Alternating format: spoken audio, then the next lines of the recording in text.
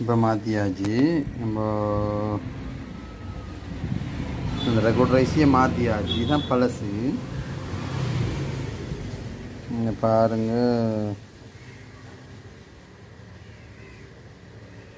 11-18 இந்த சொல்லி தான் ரெக்கார்ட் ரைஸி. இப்போ கரண்டில் கொடுத்து போட்டு பார்ப்போம் வேறு என்ன ரிசல்ட்ஸ்.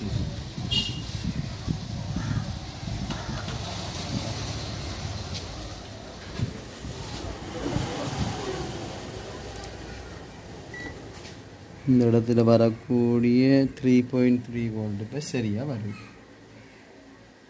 நேரத்தில் 2.7 வந்து இப்போ 3.3 வோல்ட் வருது. இப்போ என்ன செய்யண்டா இந்த 1.8 வோல்ட்டும் வராது.